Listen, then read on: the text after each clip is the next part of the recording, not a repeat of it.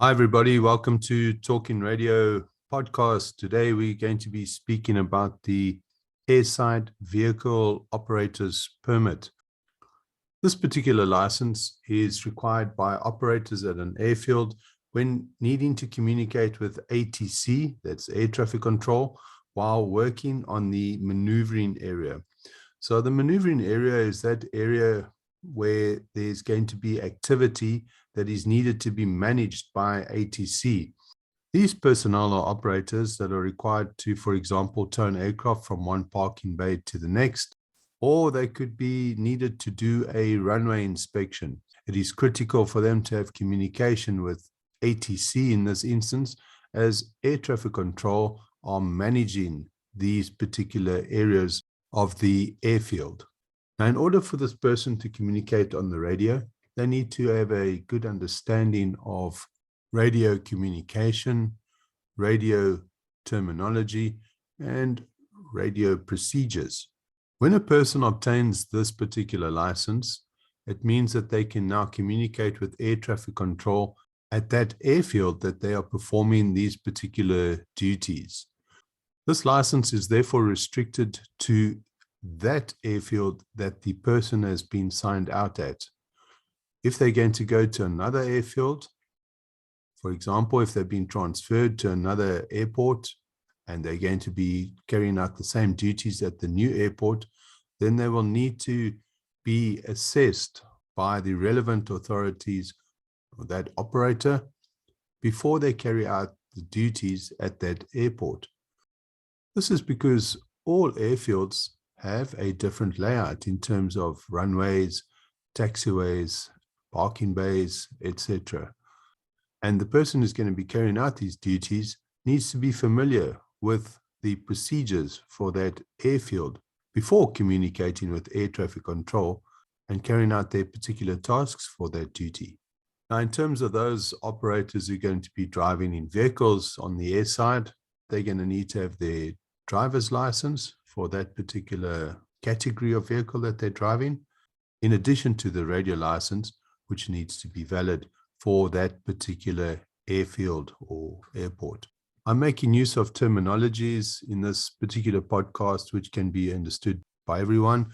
So if you're listening and you're qualified in the aviation field in any particular category, you might not always agree with the terms airport or airfield that I'm using, but I'm using these terms to keep it as simple as possible for everyone that's listening out today.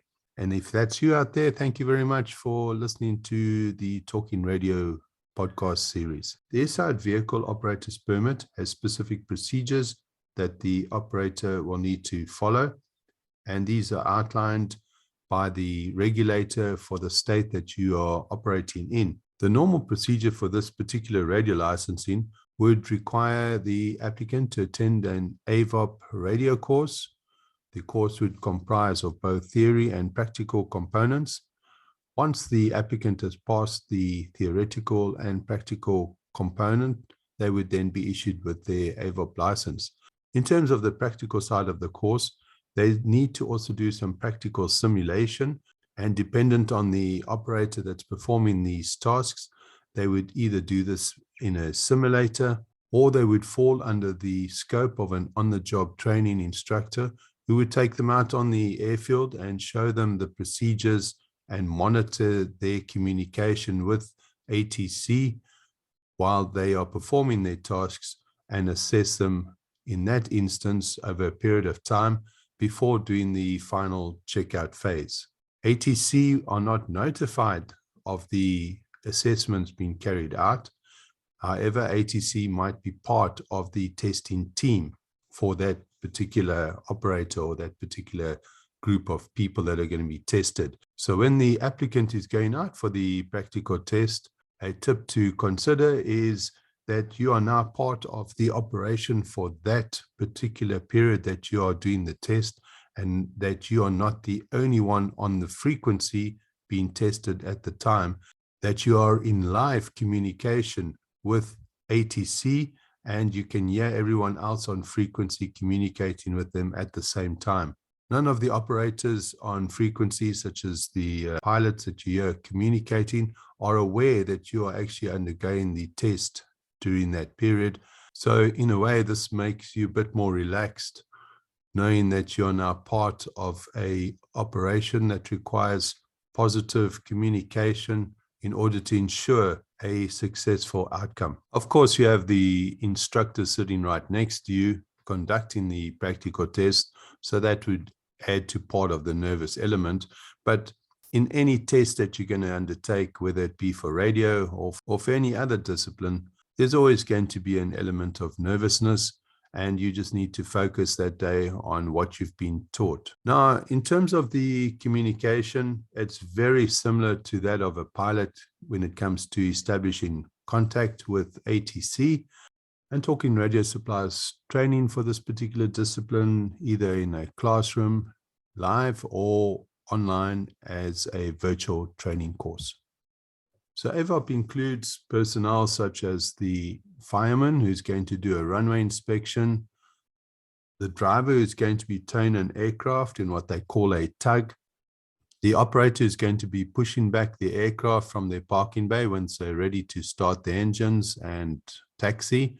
Same operator would also tow the aircraft from one parking bay to the next, or they might tow the aircraft from the hangar area, the technical hangar area, or in simple English, the workshop, to the parking bay, ready for operations by the next flight schedule. In addition to that, there could also be the aircraft engineer who's going to taxi the aircraft from one parking bay to the next. So slightly different in this instance, as the engineer is working on the aircraft and taxiing the aircraft from one position to the next. And in this case, they are not the pilot, so they don't have a pilot's radio license, but they still need to communicate with air traffic control, even if they're just going to be doing what's called a ground run-up in the parking bay. So in other words, they start the aircraft, they take power, but they have the brakes on, obviously. In order to carry this particular task out, they need to communicate with air traffic control and get their permission, start the engines, so that that aircraft in the particular parking bay is doing run-ups, and they need to caution any other aircraft that's taxiing behind that aircraft that there's possible jet blast during this process. So the engineer would request the startup of the engines, and they would also advise ATC once the task is completed. Any person that's going to be attending an AVOP course will need to understand the difference between a runway and a taxiway, not just the layout, but also the procedure that takes place in communication with that particular ATC. At an airfield that manages commercial traffic, you're going to have more than one air traffic controller in the control tower managing a specific part of that airfield itself. So for example, that person that's managing the aircraft on the apron and on the taxiway is called a ground controller. And that ATC that's managing the traffic on the runway is called the tower controller. And these air traffic controllers are communicating with each other in terms of the traffic movement for their particular area that they have been designated to manage all traffic. Those personnel who do not need to speak to air traffic control, for example, would be the refueler and the catering truck. They're operating on the movement area of the apron. So that is that area which is semi-isolated and does not require continual communication with ATC. Those operators, however, do need to keep a good lookout for all movement on that area by other vehicles and by aircraft that are on the taxi or on the tow. And you will notice that person doing that the next time you at an international airport and you are in transit with a passenger bus from the terminal building to the aircraft that you're going to be departing with, or vice versa. Try and have a look and see what the driver of the vehicle that you're busy standing or sitting in is doing during that process. You also notice that they're complying with what you could call road signs. There's speed control.